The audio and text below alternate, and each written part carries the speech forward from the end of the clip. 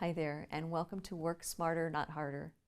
This is time management training for your personal and your professional productivity. I'm Margaret Maloney, and it is really my honor to lead you through this course. After you complete our time together, you are going to be able to describe the difference between productive versus unproductive work. You will know 3 ways a plan helps to make you more productive. You're going to learn how to break your work into manageable chunks. You're going to be able to determine your high priority tasks. You're going to learn the definition of work-life balance. And you'll know how you actually really, truly do spend your time. And also, you're going to learn how to estimate your work so you know how long it's going to take you to do things. You're going to identify your most and least productive times of day. This is really about you and you getting the most from your time. I hope that sounds good because it's time for us to get going, so let's go. I'm not going to promise you that after you finish this course, you will never work overtime again. But if you do the work in this course, you're going to find approaches that can support your personal and professional productivity. And when you do find yourself working overtime, you're going to be able to do so in a much more efficient manner. Wouldn't that be nice?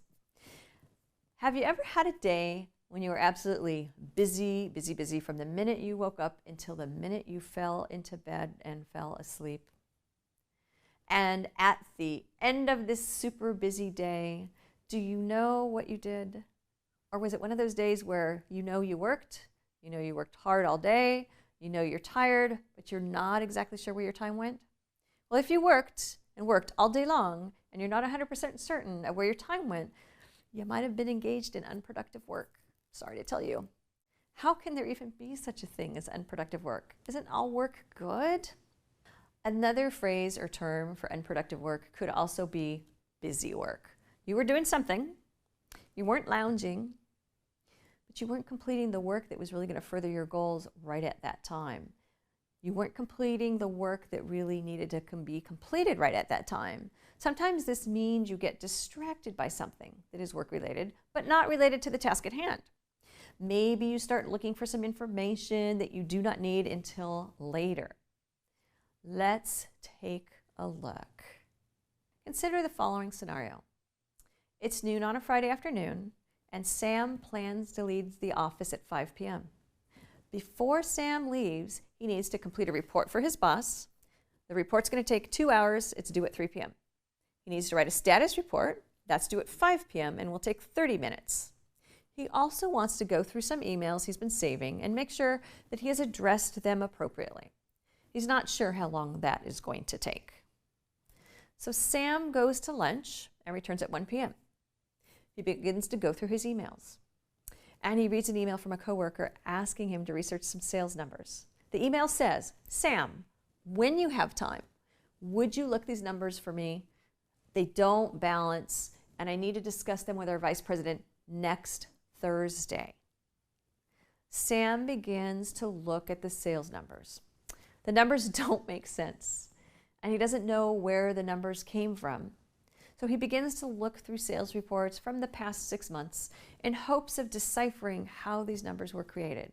And he works very hard, tracing each month into the next, looking to see if he can find any errors or miscalculations. The phone rings, and Sam picks it up. And as he does, he notices that it's 4 p.m., and his boss is calling him about the report that was due at 3 p.m. Sam had become so engrossed in researching the sales numbers that he had not even started the report yet, nor had he started his status report. Oops. Sam had engaged in some unproductive work. Sam didn't need to look up the numbers yet. That is work that he could have completed next week. Remember, the email said next Thursday.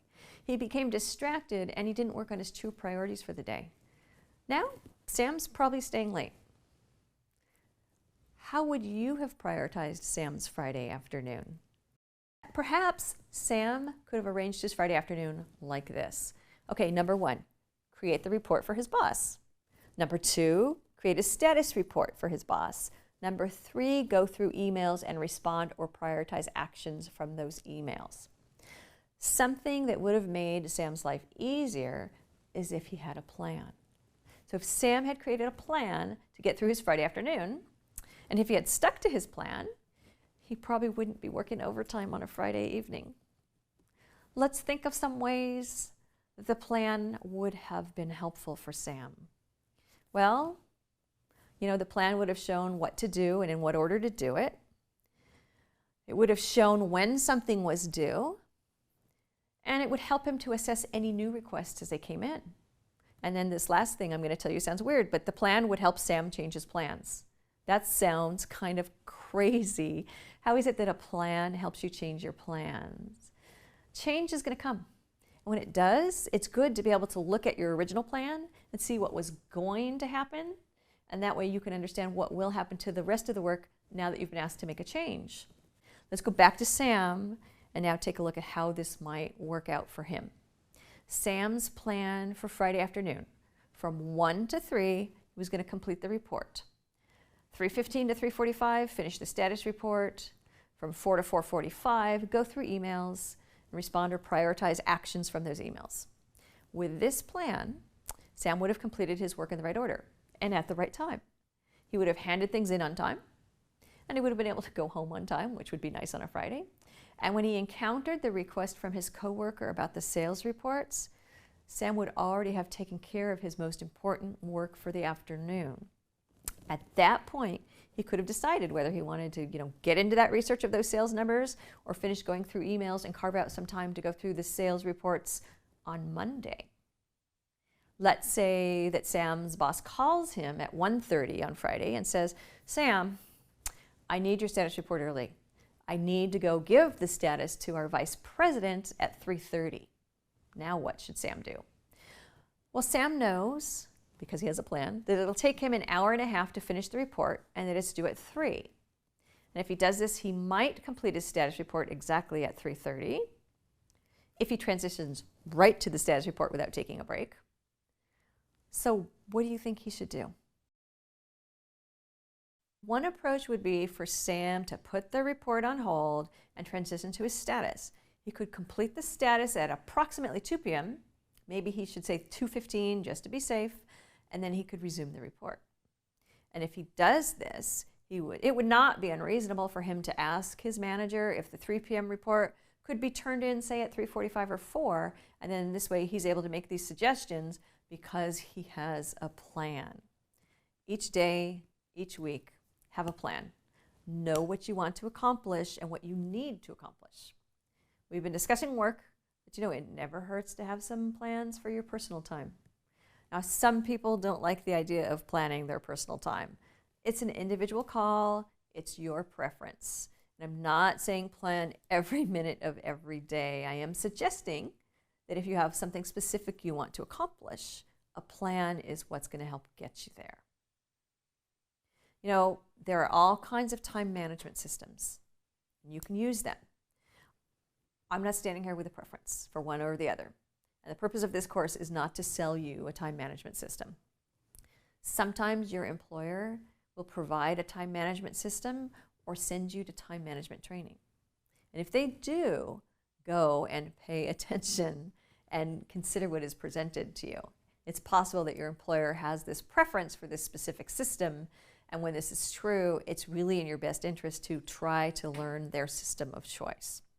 Otherwise, don't feel compelled to use a system just because everyone says it's the best system. The best system is the one that helps you to be productive and effective. That's really the bottom line. What really goes into your plan that's part of this system? Well, in many ways, your plan is your task list. But rather than just write down things to do, you want to organize them. You want to organize them by priority, due date, steps that need to be taken, start date, who is it for, how long is it going to take, what information, what do you need, and that's what's going to help you stay on plan. In your sample work plan, you might have something like priority, the item, a description of what it is you're doing, a due date, the name of who it's for, the steps that have to be taken, an estimate of how long, and when you're going to get it started. And that right there could be your work plan. And you could create a table and a quick template and use it and test it and see what works for you and what doesn't work for you.